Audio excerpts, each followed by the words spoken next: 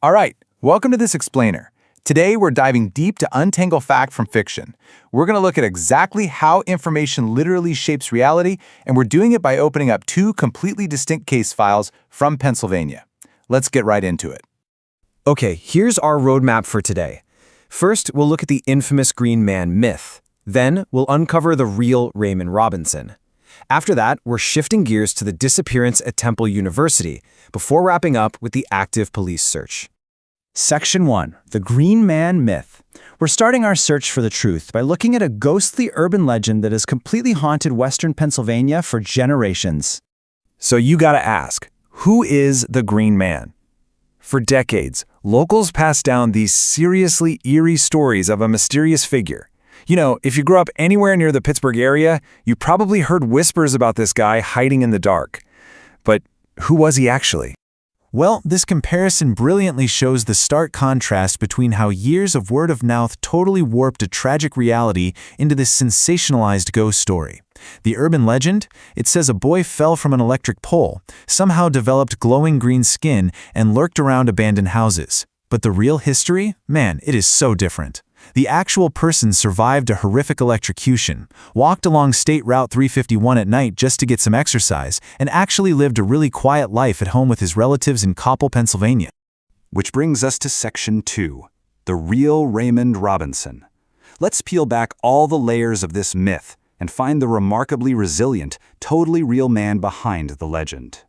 Let's look at the actual timeline of his life. Born in Beaver County in 1910, Raymond's life was changed forever in 1919. At just 8 years old, he suffered a horrific 22,000-volt shock from an electrical line while simply reaching for a bird's nest on the Morado Bridge. And defying absolutely all doctors' expectations, he survived. Now, the accident was devastating, costing him his eyes, his nose, and his right arm, but he lived an incredibly long life, eventually passing away in 1985 at a geriatric center. The really crucial point here is how he adapted to his new reality. Because his severe injuries understandably drew some unwanted panic from people during the day, he courageously decided to take his solitary walks at night. By day, he hung out at home making doormats, wallets, belts, stuff to sell. But at night, he'd feel his way along a really quiet stretch of Route 351 using a walking stick. And while he usually tried to hide from the curious neighbors who'd come out specifically to look for him, sometimes he'd actually trade a short conversation or let them take a photograph in exchange for a beer or some cigarettes. And incredibly, even after being struck by cars more than once on these walks, the guy just kept walking. You know, what's truly tragic about his legacy is how a real human being's incredible story of resilience was completely eclipsed by these made-up legends created by his own community. I mean, they literally turned a neighbor into a monster story. So, how does the digital age change our search for truth? Let's move over to our next file and see how this builds out our overarching narrative. Because we're shifting our focus right now from the slow, generational distortion of a historical myth to the rapid, fact-based reality of a modern investigation. How exactly does the information age change things? Section 3. Disappearance at Temple University. We're opening our second file to examine a very serious, very active police search regarding a 22-year-old student. Grounding ourselves strictly in the gathered data, here's exactly what we know.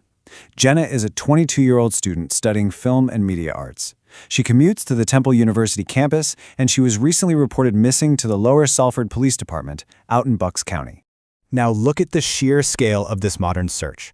Jenna's sister, Janelle, made a plea on Facebook urging anyone with information to contact their family. And very rapidly, that single post was shared nearly 15,000 times. 15,000. That really shows you the immediate, almost explosive power of the information age to spread awareness. Which leads us to Section 4, the active police search. With that massive digital awareness already in place, let's trace the exact procedural steps authorities are currently taking to find the truth.